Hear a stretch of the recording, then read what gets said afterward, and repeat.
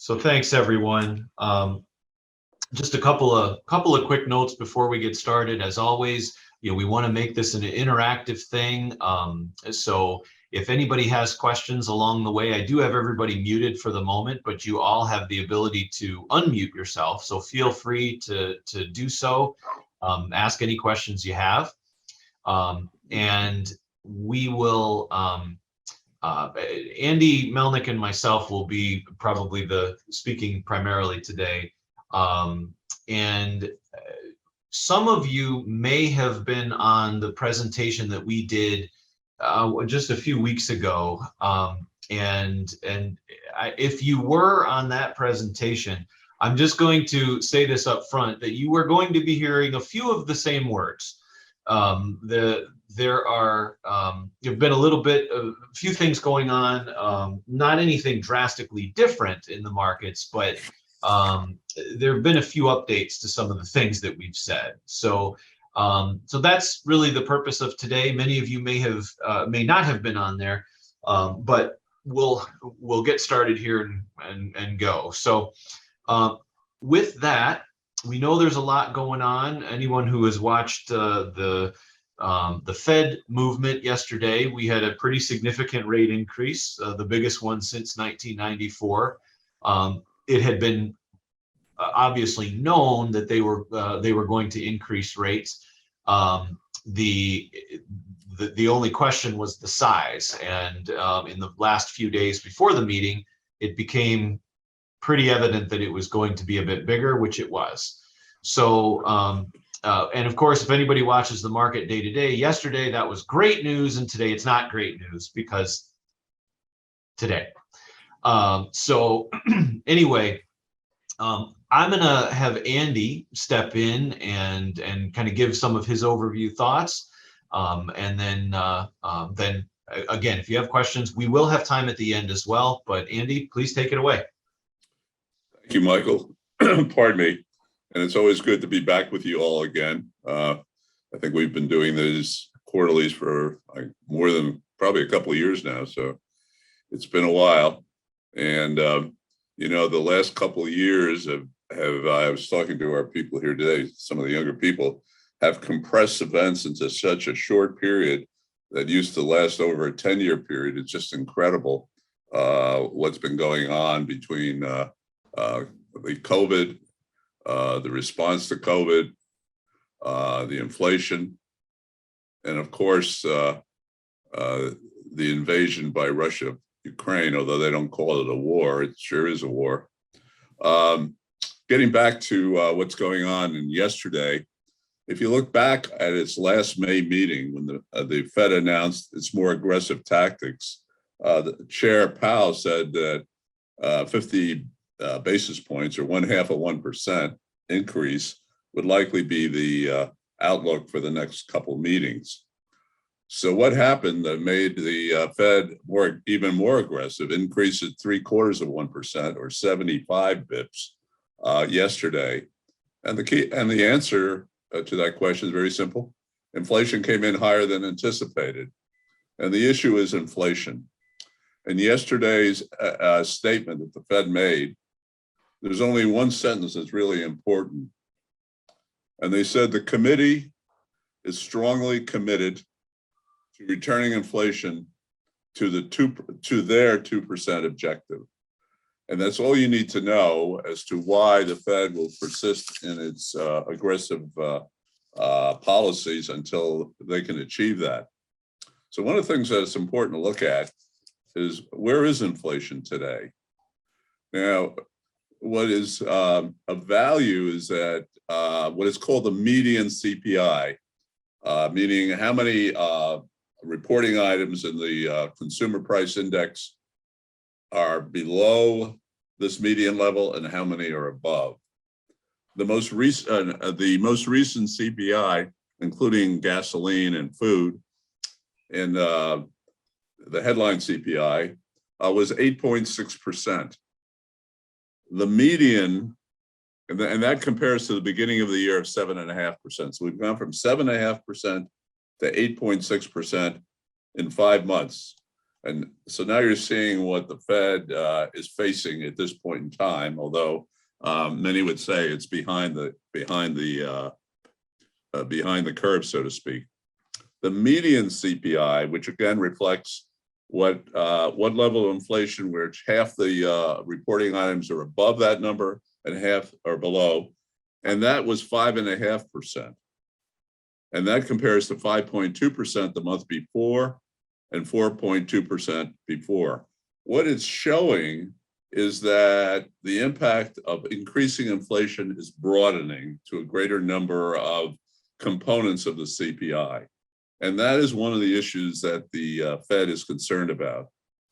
The other is inflation expectations, which is to the Fed one of the most important measurements, because it doesn't want to let people's expectations of inflation going up broaden, because then it factors in and filters through, particularly in wage demands.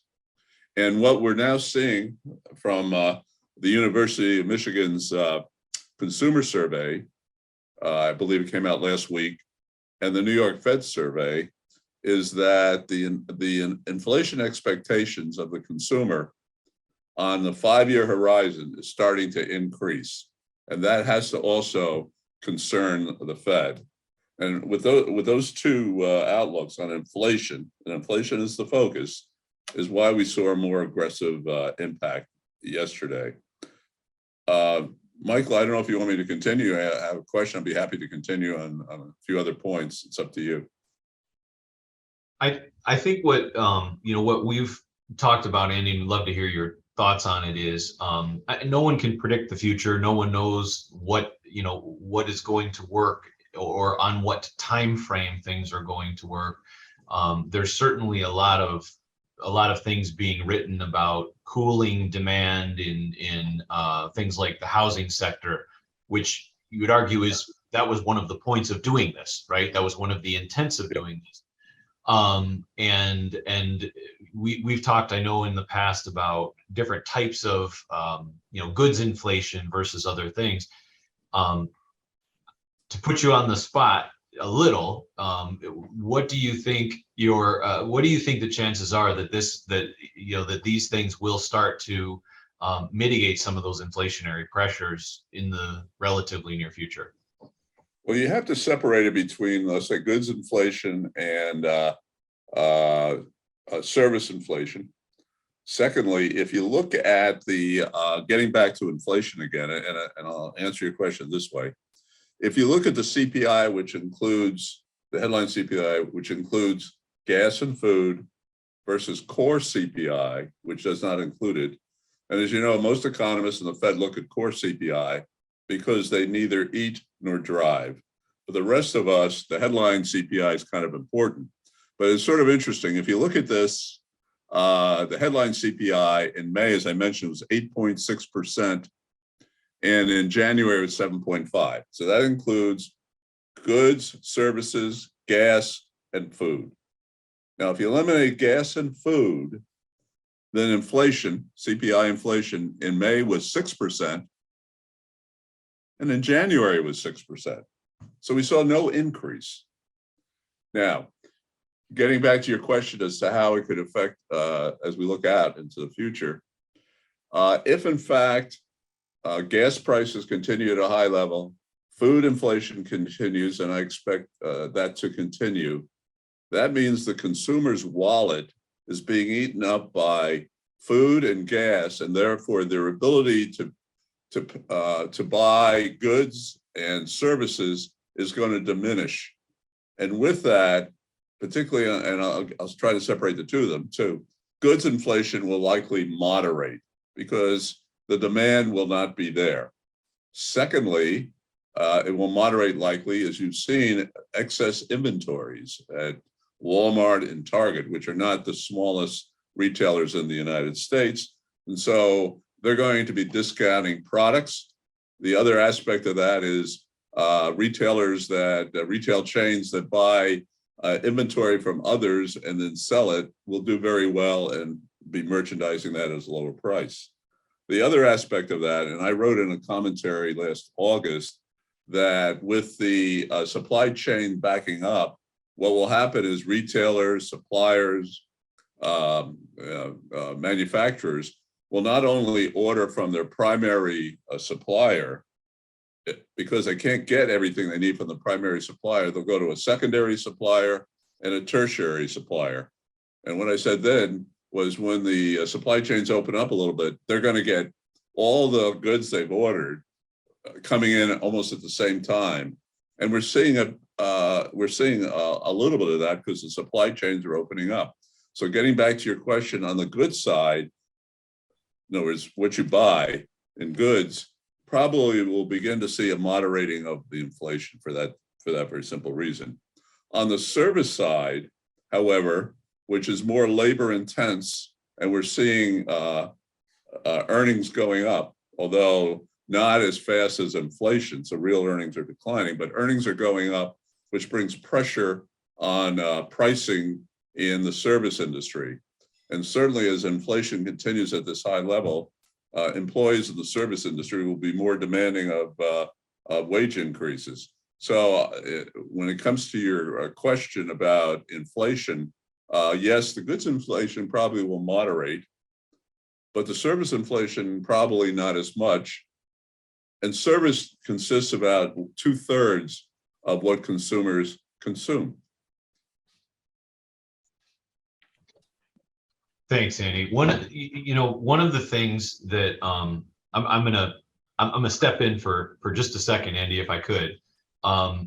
One of the things that I said on our last presentation, and I want to say it again, is that we don't know exactly where these numbers are going, and we don't know exactly when they are going to change. I think it's a very safe assumption that short of something very drastic, that the Fed is not going to get inflation back to 2% within a very short time. But I think what we need to remember, especially for the market, is that just because the Fed says that they want to get it back to 2, and they are taking all of these aggressive stances to get it back to 2, it doesn't have to get back to 2 for the markets to start to behave a bit better. Remember, and this is going to tie in, I think, really a lot of the questions that we've had coming in, questions about recession, questions about all these things. The markets move in anticipation of what is coming. Markets are typically thought of as what's called a leading indicator, right? It's not so much about what's going on right now. It's about what is expected in the future. And believe it or not, and I know that it's all doom and gloom on every news channel and everything else, and I'll get to the news in a minute. But believe it or not, the economy, by many measures, is actually doing quite well. It's one of the reasons why the Fed is able to do these things. It is one of the reasons why the Fed wants and needs to do these things. Okay, so the market is expecting a slowdown, which we're already starting to see. And now the question really is, well, how much is it going to slow down? And one of the points I made a few weeks ago was that, especially with inflation, first off, inflation can be a self-fulfilling prophecy. So when Andy talks about that expectation of inflation, getting that under control is very important. But what I spoke about, changing the narrative. Okay, markets can handle bad news. Markets can handle a lot of bad news.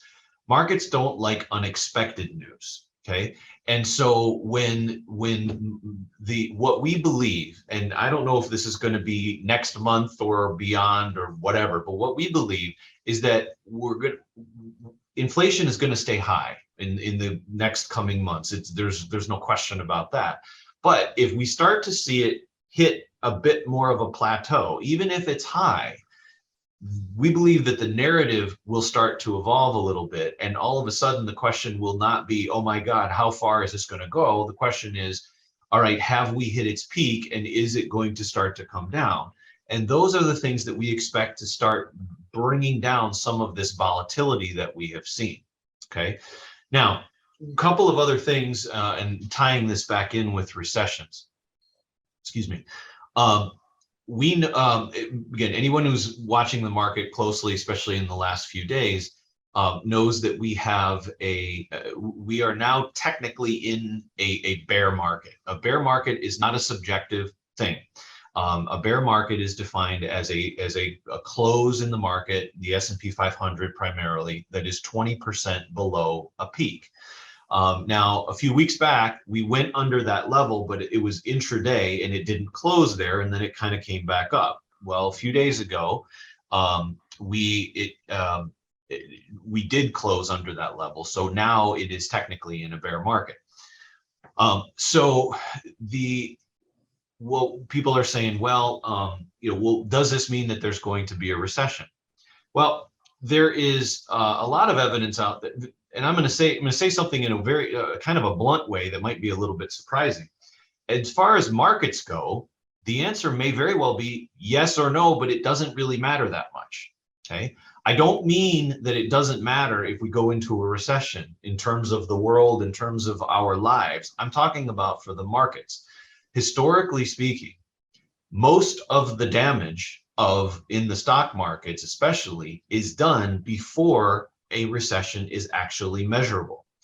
Just like a bear market, a recession is also not a subjective thing. A recession is typically defined as negative economic growth for 2 quarters in a row. Okay, recessions, I told you that markets tend to be leading indicators. Recessions tend to be lagging indicators, right? You don't really see the evidence of these things until again, most of that damage has been done. So, and many times historically, in fact, more often than not, going back through, I want to say the last 14 or so recessions, I have a stat on it, that more often than not, the markets have actually risen during the time where the recession is actually measurable. And when it has pulled back, it has not pulled back much because, again, most of that damage is done. I read an article yesterday that I thought was interesting. And Andy, I didn't even tell you, I meant to tell you this earlier, but I forgot. But there was an article that was done, that said it did a measurement of all of the bear markets going back to World War II. And it said, what was the average gain? If you bought the S&P 500 on the day that the market closed below 20%, what was your average gain in the markets over the next 12 months? Anybody have a guess at what the answer is? I'm going to make it interactive here. Anybody want to unmute themselves and guess? I got it right here. Nobody, not even the StraightLine people? All right, I'll tell you. 22.7%. I was going to say 23. Well, you should have.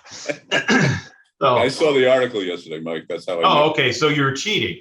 Yeah, Okay. I'm cheating, but that's how I got through college. Well, that it works for us. Okay.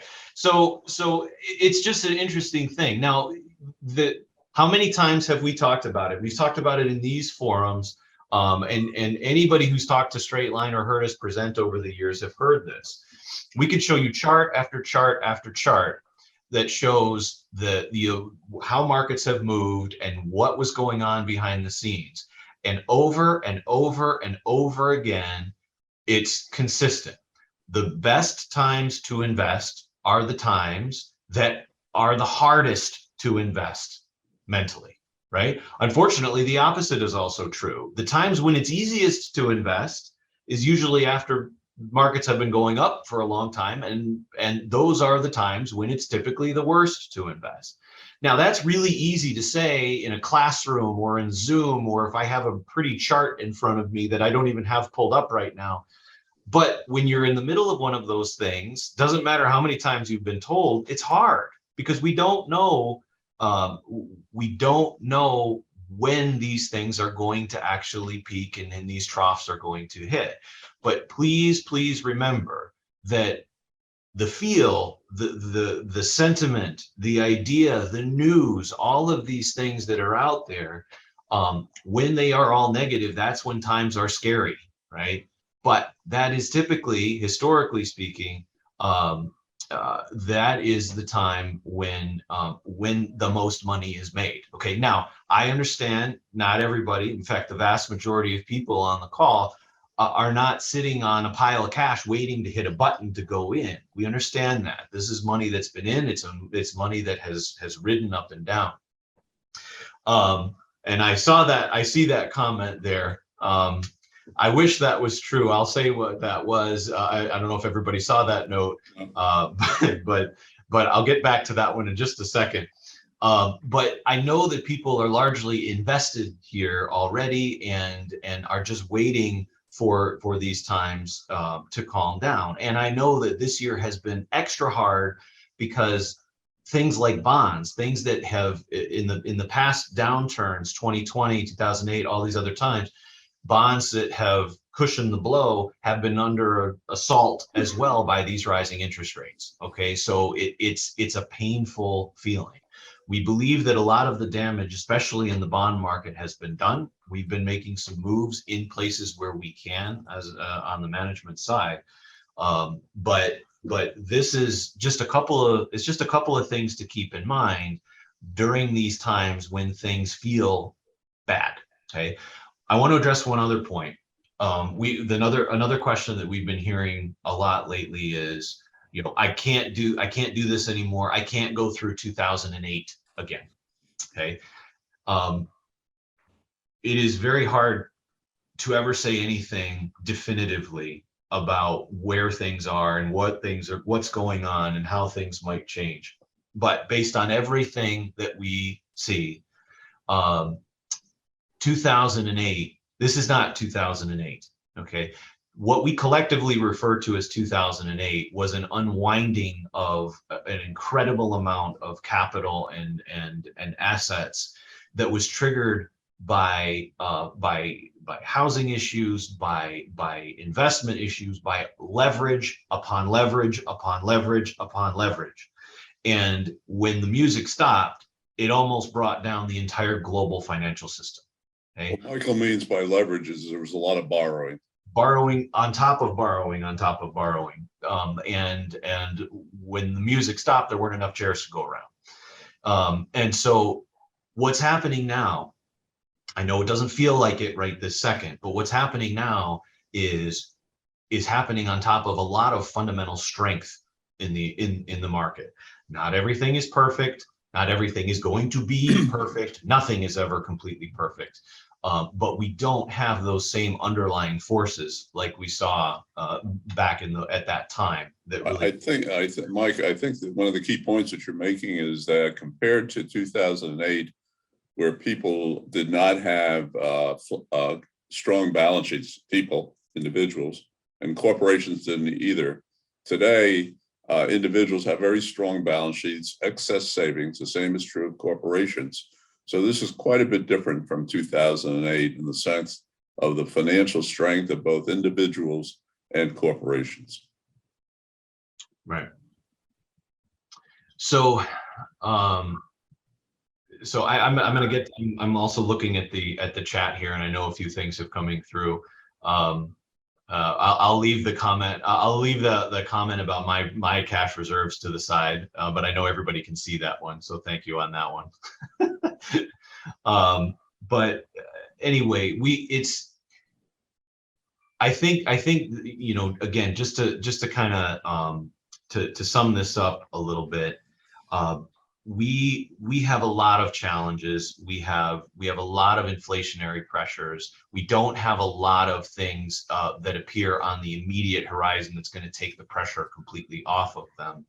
But we do believe that the pace of those things is going to calm down. Okay, and the other part about this is right now it's very much in focus. But we have some things coming later this year that are going to redirect some of that focus. And I don't want to sound too conspiratorial here, but there may be a lot of thoughts that we have. What do we have coming up in November this year? Everybody's favorite time of year, right? Yep. Election season. World Series, actually. World Series. That's a better answer. But we have election season coming up, and that means that there's a lot of people that are heavily invested, that are our elected representatives, that are heavily invested, not so much in the markets, but in how people think about the markets and how people think about their lives. Rick, And I'll answer your question after Mike is done. okay, so another thing that I said almost word for word the other day when we did this, but I want to say it again. A lot of people look at the markets, oh, this is good for Republicans or good for Democrats. Positive markets, calm markets heading into elections are good for incumbents. Okay. Incumbents like to stay incumbents typically.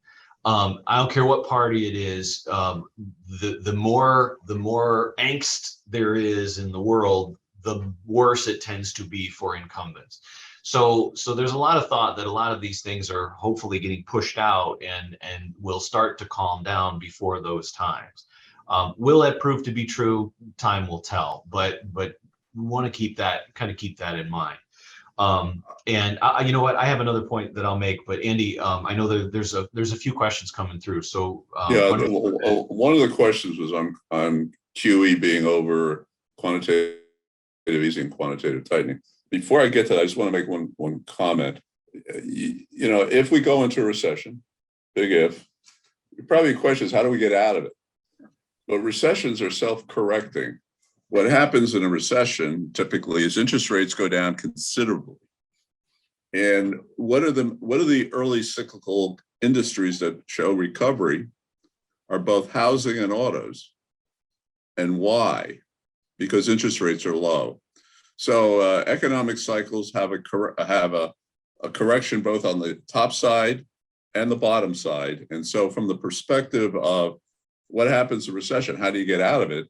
The answer is it's self-correcting because of the nature of the financial, the interest rates, et cetera. It creates buying of those kind of cars and houses. I will tell you that I have always bought of the 3 houses I bought, they've all been bought in a recession because interest rates were so low. Now, the question on quantitative easing and quantitative tightening, out of the great financial crisis, the Fed's quantitative easing policies produced rapid growth of money supply, recharged the economy. The Fed's balance sheet grew from under 900 billion to about 9 trillion today. It's a pretty big increase. At the same time, a lot of the money that came out didn't get into the. What we saw was a decline in the velocity of money, meaning if $1 increased in the money supply, only 50 cents was loaned out by the banks. 2 reasons: people weren't borrowing at the time, or 2, the banks could earn money just by leaving their deposits, their assets at the Federal Reserve that paid interest on it.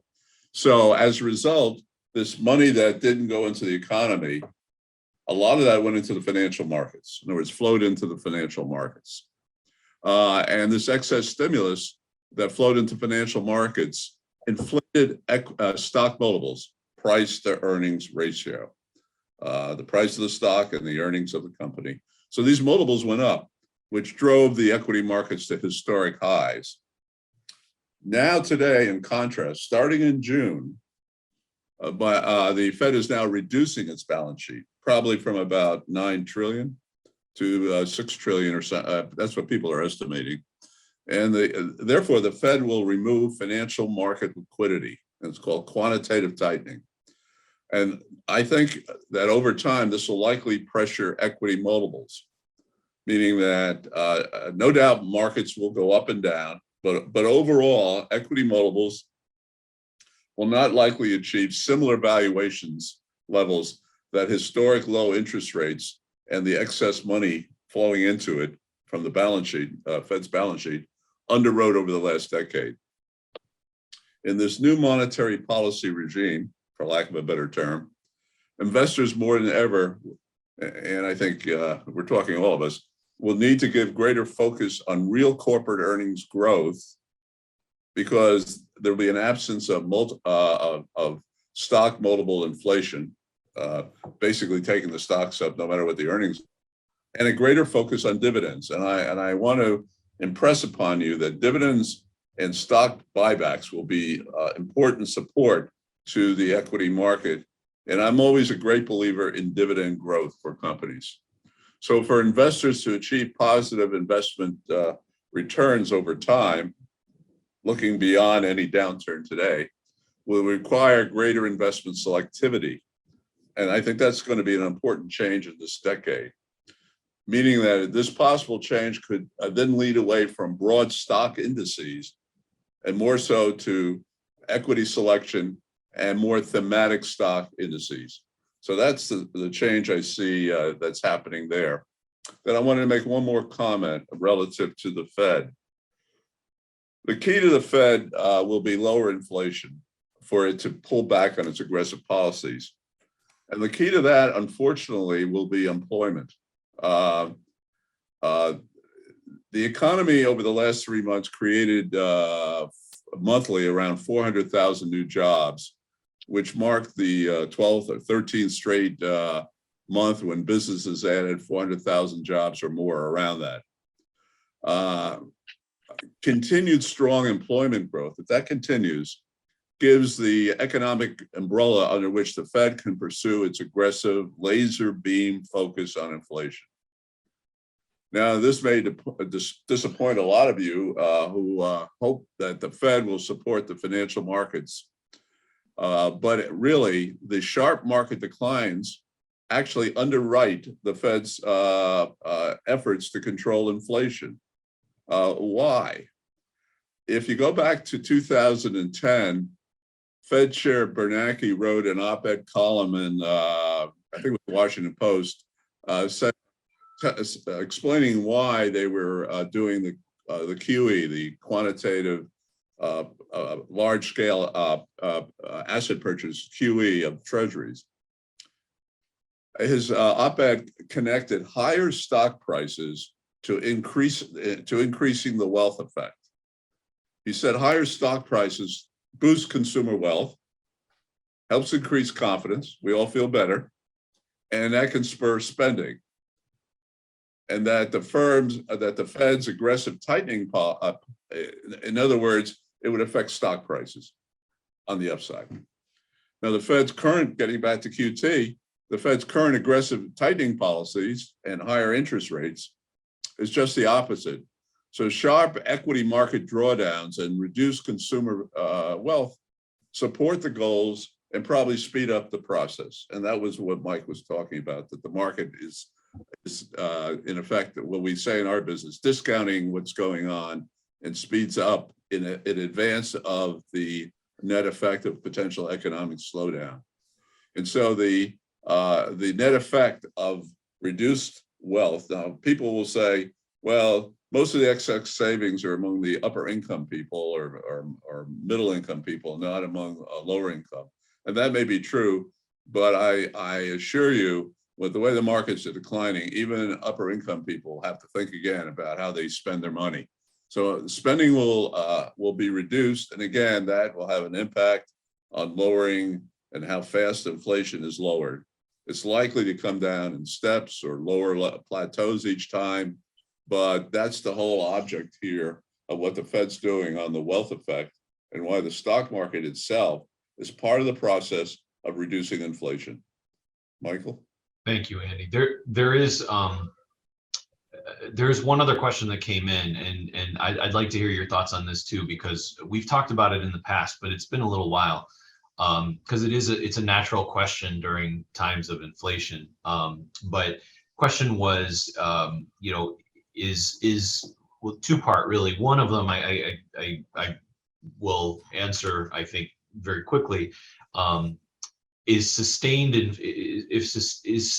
inflation or accelerating inflation a significant risk? And I would say the answer to that is yes, which leads back to what you were saying, is that the Fed is, on the surface, they're saying that they are trying to get inflation under control. But what they're really doing is, as you said, Andy, trying to get the inflation expectations under control as much.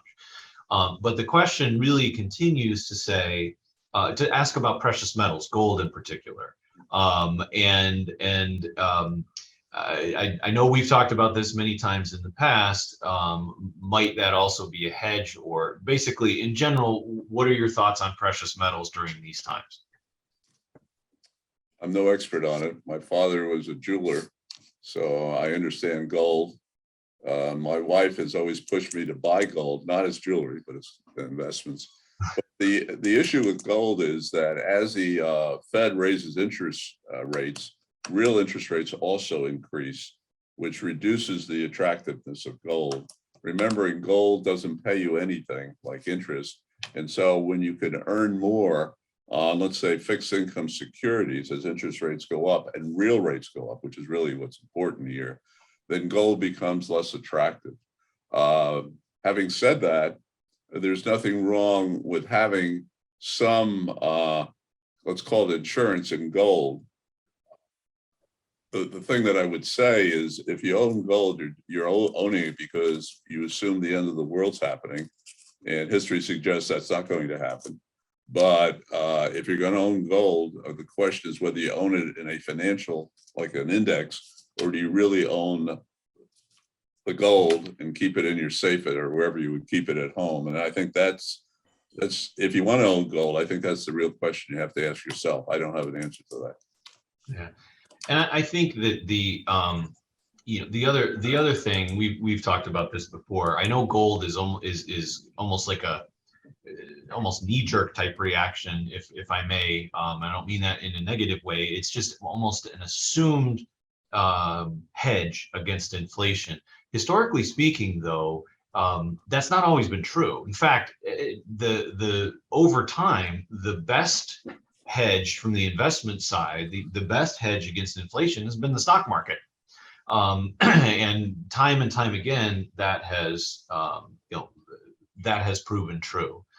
So anyway, it's a very good question. It's a very natural question at these times, but it is something where history doesn't always support it in the way that that it is assumed. And go ahead. Go ahead, Andy, if you had something. No, go ahead, and then I'll add on to your comments. Okay, yeah. So I think that that it's just something to keep in mind. Good question, but I think a very important part of Andy's answer was about dividends and their importance in helping with these returns, which doesn't obviously come from precious metals. The only thing I was going to add on gold, and I do this with a smile. When I first got into the business in prehistoric times, one of the members of the research department I was involved in was a European and was a big believer in gold, and he was one of the leading gold bugs in Wall Street, and he's still a good friend. And if you ask him, he is extremely disappointed in the performance of gold over the last 30 or 40 years relative to what's been happening in the world. You know, what's been going on in the world, he would thought gold would have done even better than it has done. So to a gold bug, very disappointed. Yeah. Well, I want to share one quick thing, and one more time. I know I'm a broken record here, but if you were on our presentation a few weeks ago, you will have seen these exact same charts. But I'd like to share something with you just real quick, just to kind of help sum this up, to talk about how this can work. So I'm just going to pop this on here. Can everybody see that okay? Okay, great. So what this chart shows is the last 4 rate hike timeframes: 94, 99, 04, and 2016. What happened in the markets during the different phases after the rate increasing cycle began? So you can see here that in the first 3 months, it was almost universally negative. 6 months out, it was typically positive, and obviously it just kept extending 12 months out. Okay, so now different factors caused rates to increase during those times, but just shows you historical performance during the last 4 cycles. And here's another thing. only two charts that we're gonna show you here. But this goes back more to recessions. And as I said, we don't know that we're going into a recession now. The market seems to be assuming that, but we don't know if that's ultimately true. But we remember I talked about how markets tend to move going into recessions versus during and after. And this is a chart going back through the last however many recessions. I think there's 14. I'm looking quickly here, going all the way back to the late 40s, including 2020. Okay, 2020, if you remember, we technically had a recession. It was incredibly short, and everything rocketed back up, largely driven by internet, and online spending activity, because that's all we could do. But you can see what the average downturn has been, kind of peak to trough downturn of the markets leading into a recession. Some of the sharper ones, the 70s, and again, what we collectively refer to as 2008. We've already talked about that. But you see where these numbers have been. You see mid-teens, low 20s, the upper 20s, and a few others. So the average has been about 29% peak to trough. Well, we're not quite there yet, and I nobody wants to think about this going a little bit further. Could it? Yes, it could. But you can see there have been plenty of these that were right about where we are now, 21, 22% in that ballpark. And then the average return, the dark bar here is 1 year after that low point, and then 2 years after that low point. Now, I know what everybody's thinking out there. Yeah, real good, smart guy. Tell me when the low point's going to be, right? Well, we don't know that for sure, but we believe that we are certainly closer to it than we are to the beginning of this thing. So I'm going to stop that. I just wanted to show those two charts just to give you a little bit of history there. But just to kind of sum this up, and certainly we'll open it up for questions, but or additional questions. But we are not just Pollyanna-ish. Everything is fine, no worries, and it's all going to be wonderful. But we want to just refocus on all of these things that are going on. I just saw I'm going to pause my own summary here to answer that question. If I'm down 20% and then recover by 40% the next year, isn't that only a net plus of 11? Yes, plus or minus a little bit. Yes, that's exactly what it means. However, if I may, I doubt that there's a whole lot of people on this call or on any call in this country right now that would turn that down. So mathematically, that is correct. A 20% drop followed by a 20% return does not get you back to the same level, right? Because your 20% return is of a smaller number at that point. So percentages can be skewed sometimes even in the way that investment returns get reported. But yes, that question is accurate. Again, I'm not doing the math, but Leo, I trust your math, and if it's off, it's not off by much. So conceptually, yes, that answer is correct. But that's part of markets, right? That's how markets function. That's how markets grow over time. It's not a direct path in any one direction. It's a series of ups and downs, and ups tend to outweigh the downs, especially as you go out longer term. 29%, yes. Yeah, there you go. So, but the answer is still the same. Yes, a 20% drop followed by a 40% return is not a 20% gain. Okay, not overall. But again, I think that would be very welcome. And I would love to sit here 12 months from now and say that's precisely what's happened. But time will tell. So I'm gonna wrap this up with one thing, and I know everybody on here has heard me say this more than once, but I'm going to say it again because I'm just going to keep beating this drum until the drum is worn out. Be cautious with news reports. or reports disguised as news. Our news in our country is based on viewership. It is based on ratings. And our news, I don't care if you're left, I don't care if you're right, I don't care what it is. Our news is really good at selling one thing, and nothing gets eyeballs on screens better than outrage and fear. So our news is really good at selling it. I'm not saying that there are no reasons at all to be concerned, but I'm saying let's all work together to bring down everybody's ratings just a little bit. Okay, that's my mission for the day. It's my mission for every day. I say it all the time. I'll say it again. So anyway, I think I don't see any other additional questions on here. Does anybody have anything that they'd like to say? Whether it's somebody from our team or whether it's someone out there in the audience, please, again, feel free to unmute yourself and ask away.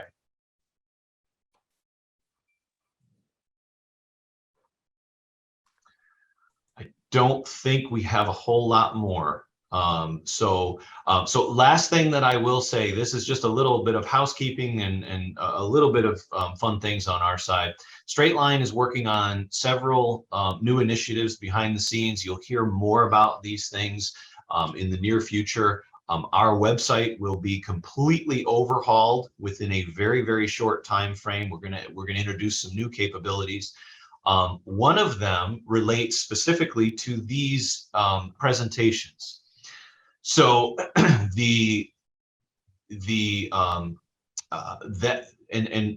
that new update is, we've always had a service where we've held these presentations, and that has changed. We actually now have a YouTube channel for StraightLine, and this will be uploaded. You'll still be able to access it through our website, but you'll be going onto it through YouTube.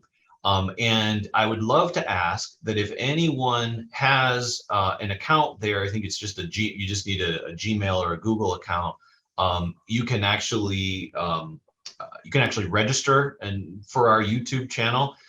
Once we just started this thing, once we get 100 subscribers, we actually will get our own custom StraightLine URL so that it's not some random series of numbers and letters. So I would ask that if anybody, once this gets set out, if anybody would be willing to pop on there and subscribe, we would greatly appreciate it. You can see some of our more recent presentations, but we've got some other fun things coming. So stay tuned. So there were a few other questions that popped in while I was talking. And a question of, would you recommend for people withdrawing their funds at this time? And I think the clarification was withdrawing their funds for income, not withdrawing their funds. I don't believe the question was meant to say if someone was just getting out of everything. I think it was more if you were taking money out and forced to take money out, or just taking out for regular income, should it be withdrawn from equities or bonds? I think the answer is that I don't know that I would focus on either of each side or either side individually. I think that whether you're withdrawing or whether you're just thinking about your investments, when times get really volatile, and as we all know, volatility is just a code word, so people like us don't have to say losses. So let's just say the word losses. As markets are coming down, there's always that natural question of where should money go, or where should we pull from, or should we make any changes to one side or the other. We think when times get really volatile like this and we do see some losses, it's really just a good time to reevaluate your overall asset allocation in the context of your own needs. Okay, so if you're taking distributions out, especially with the way that markets have moved, and there has been pain felt in the stock side and the bond side in many ways, almost equally, I would not focus on one side or the other. I think we would still take it out more or less proportionally to your overall allocation. And the real question is that allocation still correct for you? So we can certainly talk to you individually about that if you want to have that discussion. But I think just conceptually, I wouldn't look at it as one side versus the other. I would look at it to say, is the allocation still correct overall? And I think for most people, the answer would be largely yes. One other question that just came in, let's see here. When the Fed increases interest rates, banks deposit does not see interest rate increases on deposits. I think the question is, will we start seeing higher rates of interest on our bank accounts? And the answer is yes, a little, but not to the same degree as everything going up. The issue is that the banks have too much cash. Right. Okay, so they don't have to raise interest rates. They don't want the money right now. Right. So I think you'll see some, and some rates even on money markets, they're not directly tied to the specific rate that the Fed is increasing, but they're certainly associated. So there is an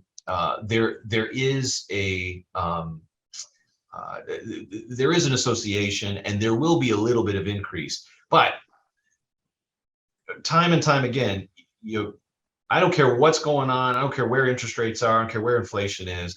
You're never going to keep up with inflation purely on a bank account. Okay. It's just not going to happen. Now, you always need some money in the bank.